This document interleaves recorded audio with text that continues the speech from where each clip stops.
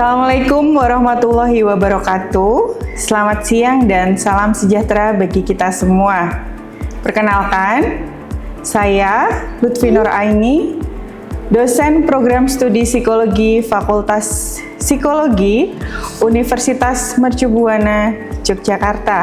Pada kesempatan ini, saya akan melaksanakan proses pembelajaran pada mata kuliah Psikologi Dasar 2 dengan kode mata kuliah PSU 2151. Pada mata kuliah Psikologi Dasar menggunakan metode DIA, Delivery, Interaction, dan Assessment yang berfokus pada Student Centered Learning, Blended Learning, dan diskusi kelompok, serta studi kasus. Video ini dibuat untuk memenuhi salah satu syarat sertifikasi dosen 2026, yaitu pernyataan diri dosen dalam unjuk kerja Tridharma Perguruan Tinggi atau PDD UKTPT, khususnya di bidang pengajaran.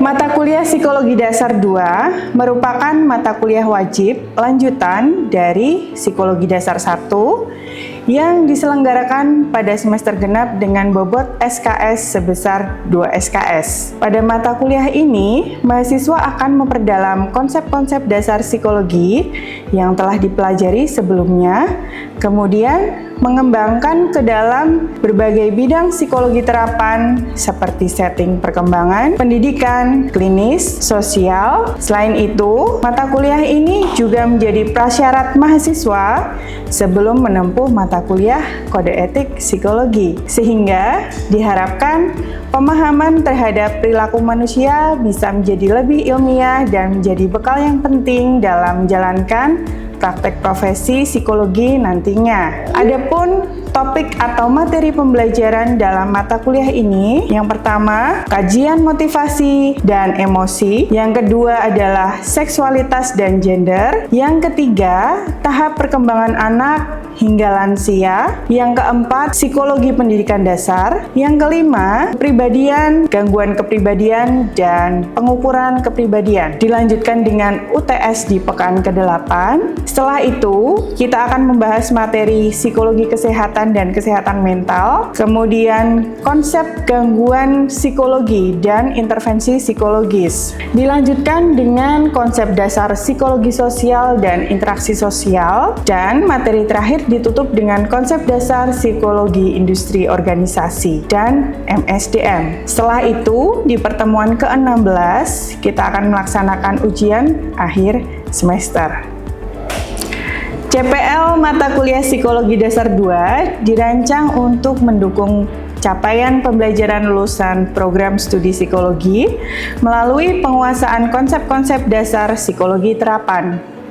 Melalui mata kuliah ini, mahasiswa diharapkan memiliki sikap bertanggung jawab dan menjunjung tinggi etika akademik, mampu memahami serta menerapkan konsep psikologi dalam menganalisis berbagai fenomena perilaku manusia, memanfaatkan teknologi informasi dalam proses pembelajaran, serta mengkomunikasikan hasil pemikiran secara ilmiah dan profesional.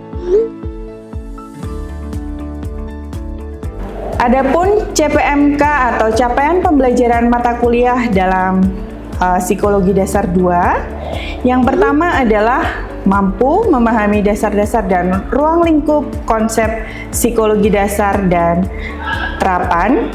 Yang kedua, mampu memahami teori dasar psikologi, emosi, motivasi, seksualitas, dan gender. Yang ketiga, mampu memahami tentang perkembangan manusia, psikologi pendidikan, dan kepribadian manusia. Yang keempat, mampu memahami kesehatan mental, gangguan psikologis, dan bagaimana intervensi psikologisnya. Dan yang kelima, mampu memahami konsep dasar psikologi sosial dan psikologi industri organisasi. Berikut ini adalah daftar referensi yang kami gunakan dalam pembelajaran mata kuliah Psikologi Dasar 2. Tentunya dengan disertai jurnal-jurnal yang relevan dengan topik di setiap pertemuan.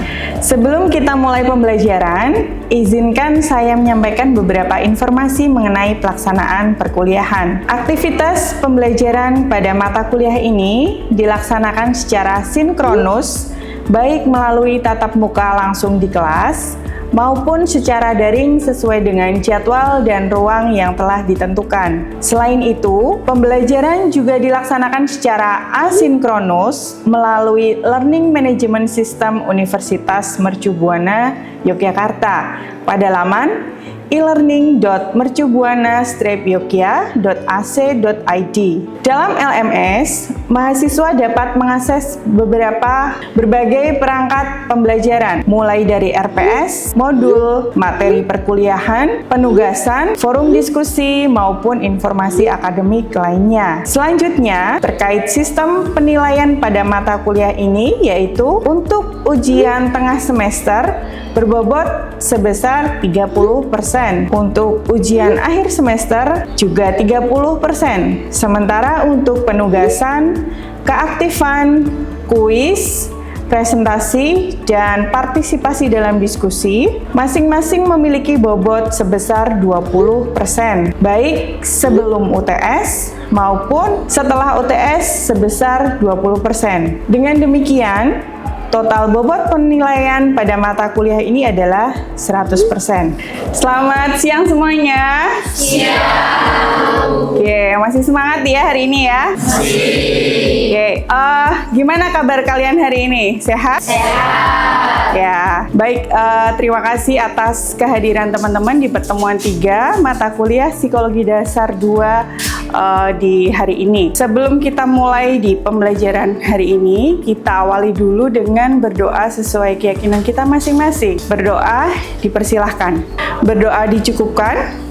Oke, kayaknya kalau langsung materi itu nggak enak ya teman-teman. Kita mungkin akan presensi dulu. Silahkan dipersiapkan dulu SSO-nya.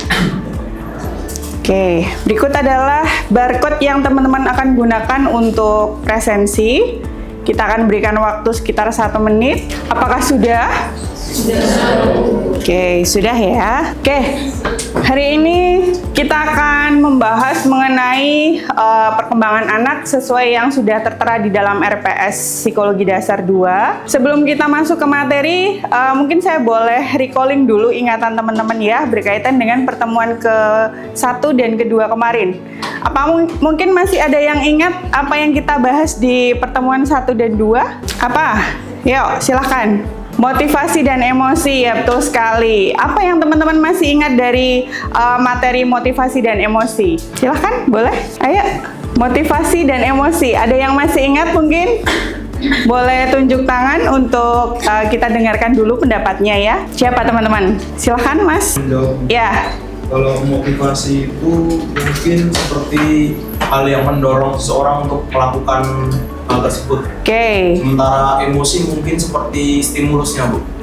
Stimulusnya, contohnya gimana? Alasannya, contohnya, misalnya mungkin dia dikatain, kamu misalnya kayak dia dikatain, kok kamu nilainya jelek gitu, otomatis dia akan terbawa emosi kan. Oke. Maka dari itu dia akan mendorong motivasi untuk belajar lebih rajin untuk membuktikan supaya dia bisa mendapatkan nilai yang lebih baik tuh. Oke, betul sekali ya teman-teman. Jadi kalau kita recalling sedikit mengenai materi motivasi dan emosi, motivasi itu ibaratnya mesin mendorong kita untuk melakukan atau mencapai tujuan tertentu dalam kehidupan kita.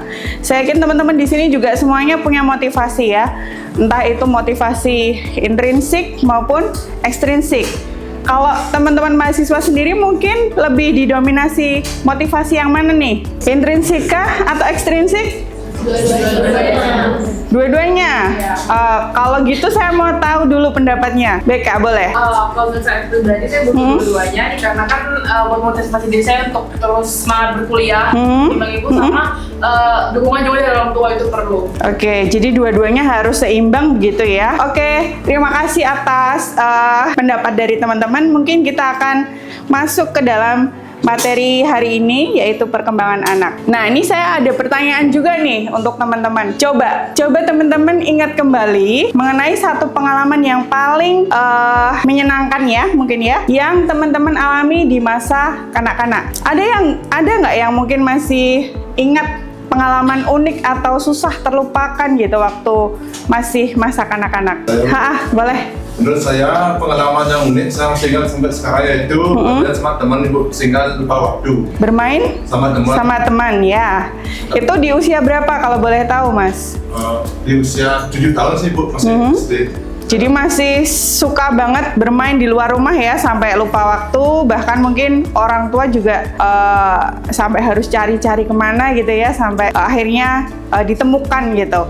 Ada lagi yang mungkin mau sharing apa yang teman-teman ingat pengalaman unik gitu? Ada nggak? Mungkin boleh, Mas? Ada nggak dulu waktu kecil mengenai pengalaman unik? Mungkin kalau unik nggak ada, cuman menyenangkannya. Oke, boleh. Bola sama teman-teman waktu masih SD. Oke, apa yang kamu ingat dari permainan bola itu?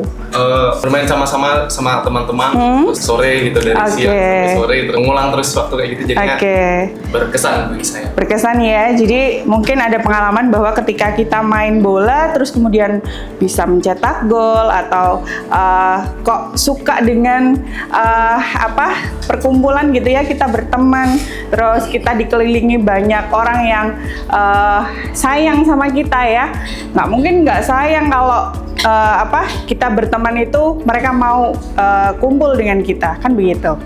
Oke, terima kasih atas perhatiannya. Kita mungkin akan masuk ke dalam materi yang pertama ya. Jadi di dalam sebuah ilmu psikologi perkembangan, kita itu akan belajar yang namanya perkembangan mulai dari masa embrionik sampai masa lansia, sampai masa seseorang itu dikatakan sudah meninggal dunia gitu. Itu adalah masa dimana kita sudah nggak akan membahas lagi tentang ilmu psikologi perkembangan. Jadi di sini kita bisa lihat ya teman-teman, bahwa pembahasan manusia itu ternyata mulai dari perut itu kita sudah bahas gitu ya. Dimulai dari perut, di masa janin, membesar, menjadi bayi, lahir, terus kemudian di masa kanak-kanak kita juga akan masih terus membahas tentang bagaimana perilaku anak itu akan terbentuk, terus kemudian dilanjutkan di masa remaja ya. Remaja itu seperti apa sih? Katakanlah di dalam teori perkembangan itu, remaja itu sebagai masa storm and stress gitu. Mereka akan menerima banyak stimulus dengan banyak lingkungan juga yang mempengaruhi gitu. Jadi seringkali remaja itu fokusnya dan inginnya selalu dekat dengan lingkungan pertemanan gitu. Ini yang teman-teman juga pernah alami bukan? Ya, dulu kalau masa remaja itu sama orang tua itu cenderung agak kurang dekat gitu ya, dan lebih suka berinteraksi dengan teman sebaya. Betul sekali ya. Oke, terus kemudian dilanjutkan ke masa dewasa. Dewasa itu juga banyak sekali pembahasannya, antara lain Antara lain misalnya adalah ketika seorang yang sudah masuk ke dalam masa dewasa, dia akan dihadapkan pada tugas perkembangan yang baru, yaitu apa? Bekerja misalnya ya, kemudian harus menikah, sudah menikah harus punya anak ya kan, terus kemudian apa lagi? Setelah punya anak satu ditanya kapan punya anak kedua dan seterusnya ya.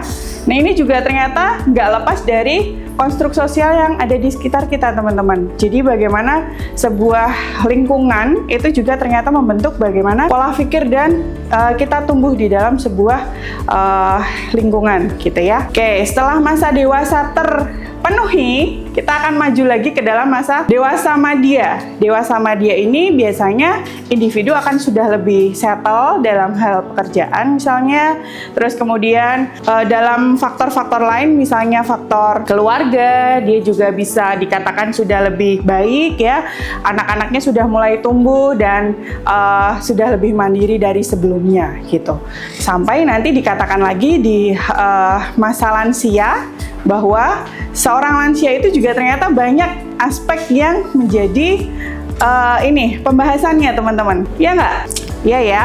Oke, apa kira-kira pembahasan yang ada di dalam kelompok lansia? Ada yang mungkin bisa menyampaikan pendapat?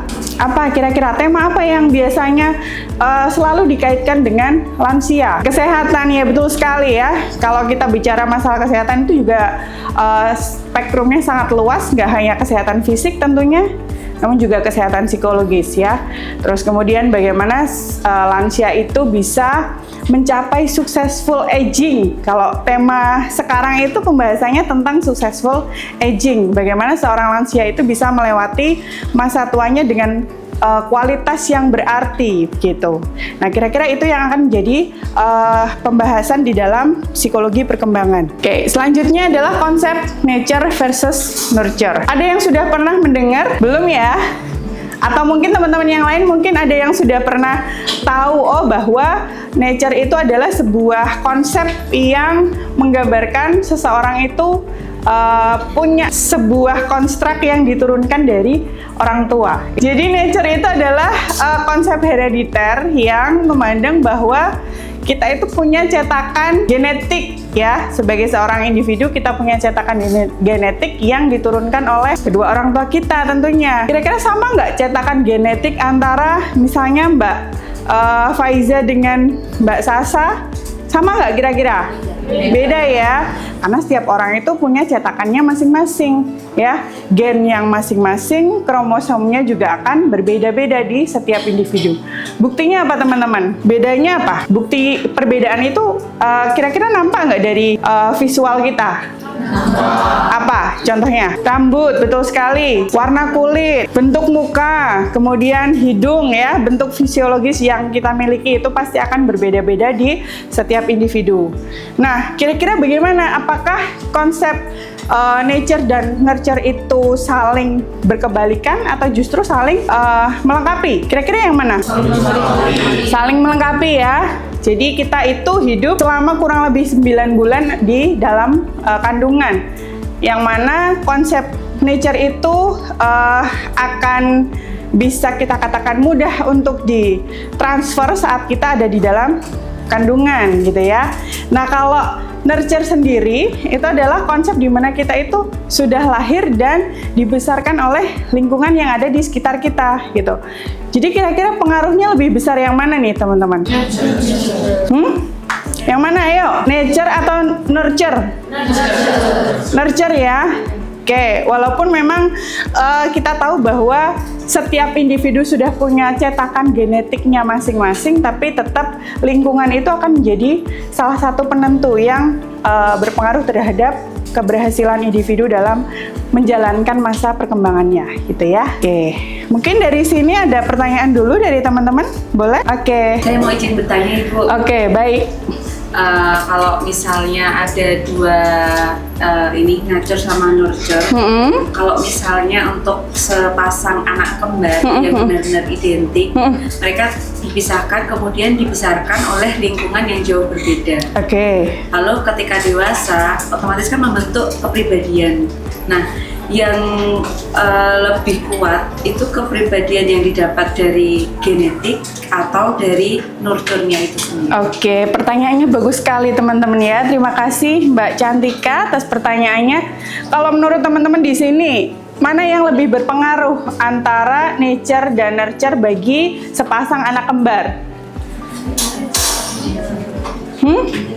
Ayo, ada anak kembar ya di sini ya. Kebetulan kita mungkin boleh minta pendapat dari Mbak siapa namanya? Nafa. Oke, gimana Nafa? Kalau menurut saya ada lingkungan, alaminya juga ada, cuman mungkin alaminya nggak terlalu kuat karena ya tergantung pola asuh masing-masing keluarga. Betul ya, meskipun yang namanya anak kembar itu sama cetakannya ya, kromosom dan gennya itu terbelah secara identik, tapi kita tahu bahwa nurture itu punya peranan yang sangat penting untuk membentuk sebuah kepribadian ya. Jadi ketika satu pasang anak kembar dipisahkan kondisinya dan harus hidup berjauhan, mereka juga pasti akan punya karakteristik dan kepribadian yang berbeda, teman-teman. Tergantung lingkungan yang seperti apa yang membentuk mereka di lingkungannya, gitu ya. Oke, terima kasih pertanyaannya, Cantika. Kita lanjutkan ya di slide selanjutnya. Oke, selanjutnya ini adalah contoh dari apa itu nature dan nurture. Nature itu genetic factor. Contohnya adalah warna mata, kemudian warna rambut, dan golongan darah. Nah, kalau golongan darah antara ayah dan ibu berbeda, kira-kira mana yang lebih mendominasi, teman-teman? Ayah. Iya kah? Nah, ini tergantung ya, mana yang lebih berperan gitu. Kalau pengalaman saya sendiri, kebetulan golongan darah anak saya itu sama dengan saya, berbeda dengan ayahnya gitu ya. Kemudian untuk nurture itu adalah konsep yang mana lingkungan itu menjadi faktor penentu. Misalnya di sini ada contohnya disease. Disease itu adalah penyakit ya. Penyakit ternyata juga membawa pengaruh terhadap keberhasilan pola asuh dan pembentukan karakter serta kepribadian individu.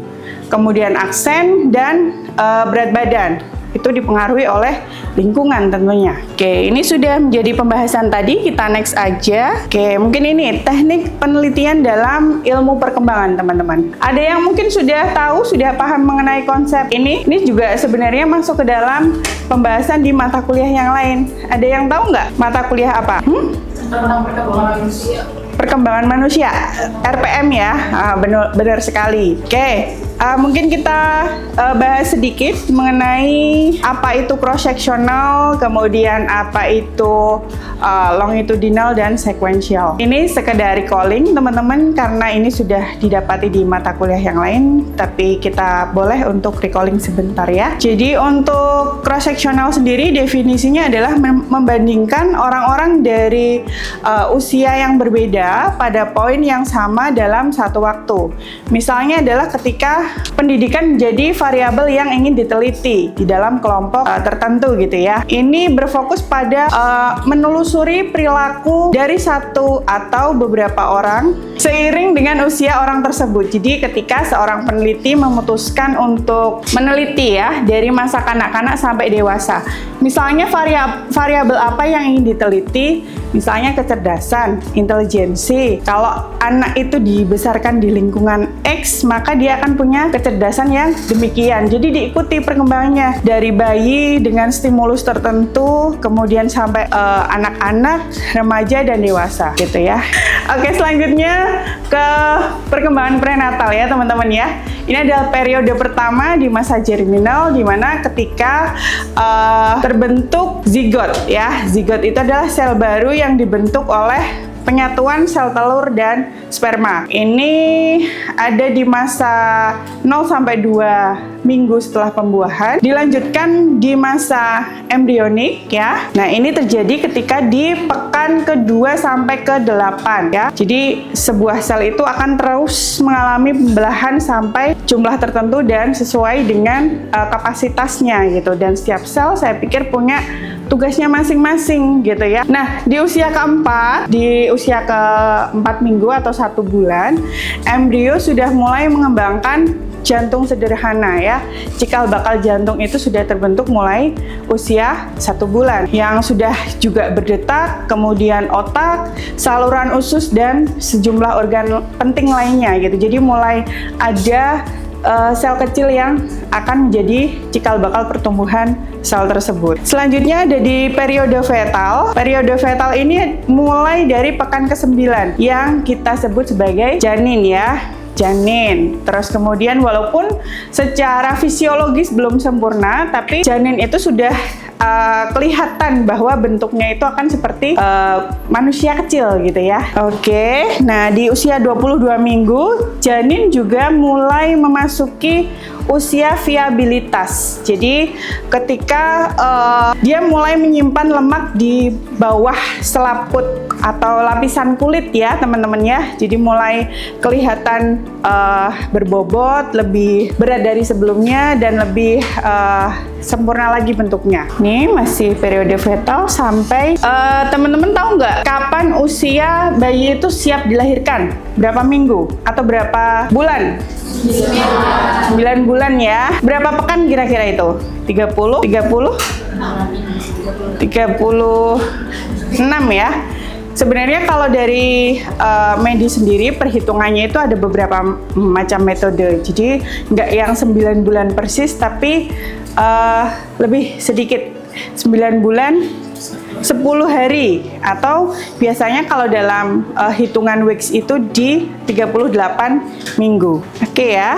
Selanjutnya saat masuk ke dalam masa prenatal itu disebut sebagai periode sensitif. Kenapa kira-kira disebut dengan periode sensitif, teman-teman? Jadi dalam perkembangan prenatal itu kan ada perkembangan awal, yaitu periode sensitif. Periode ini ketika organisme secara khusus rentan terhadap jenis stimulus tertentu. Sebelum dilahirkan, janin mulai terpengaruh dari konsumsi obat-obatan sang ibu pada periode tersebut. Maka setelah kelahiran, beberapa ahli bahasa menyatakan terdapat periode di mana anak-anak relatif terhadap perkembangan bahasa. Terima kasih Yona atas diskusinya. Jadi jelas ya teman-teman bahwa kenapa kita katakan sebagai periode sensitif ya, karena di periode ini janin itu sudah mulai bisa terpapar oleh mau hal yang positif atau negatif. Bahkan untuk dampak-dampak yang ditimbulkan, misalnya ketika seorang ibu mengkonsumsi zat-zat tertentu, itu ternyata janin juga bisa merasa dan sudah bisa mulai menangkap dan menyerap apa yang dikonsumsi oleh ibu. Kira-kira begitu. Oke. Nah, mungkin sedikit mengenai apa itu bayi prematur. Bayi prematur itu adalah bayi yang lahir sebelum usia kandungan yang matang ya, yaitu sebelum usia 38 minggu, yang mana biasanya juga sedikit banyak mereka akan punya ketidaksiapan tertentu ya, walaupun tidak semuanya, tapi saya pikir karena usianya juga belum matang, pasti akan ada pengaruh di aspek-aspek perkembangan dan juga hal lain yang ditimbulkan gitu. Oke teman-teman, ini adalah pertanyaan penutup di sesi pertemuan kita di hari ini. Coba nanti teman-teman bentuk kelompok kecil sekitar 2-3 orang untuk berdiskusi dan menjawab pertanyaan ini. Ya, 2 pertanyaan ini silahkan dijawab dan nanti akan diunggah di dalam e-learning maksimal besok siang pada pukul 12 ya. Jadi jangan lupa untuk melengkapi tugas ini di e-learning. Jadi jangan lupa ya untuk mengunggah jawaban dari pertanyaan ini sebagai bahan reflektif dan diskusi teman-teman di dalam kelompok kecil. Maksimal besok di jam 12 siang. Saya tunggu jawaban terbaik teman-teman dan kira-kira itu saja ya. Bisa dimengerti sampai sini? Bisa. Oke, baik, terima kasih. Kira-kira itu yang menjadi pembahasan kita di pertemuan hari ini. Terima kasih atas atensi dan kehadiran teman-teman. Saya senang sekali hari ini bisa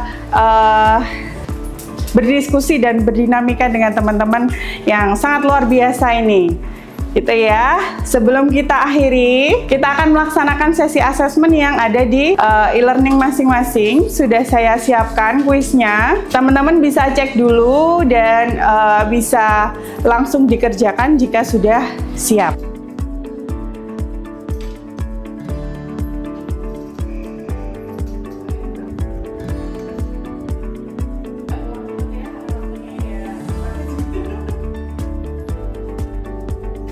Gimana? Sudah selesai semua mengerjakan kuisnya? Sudah.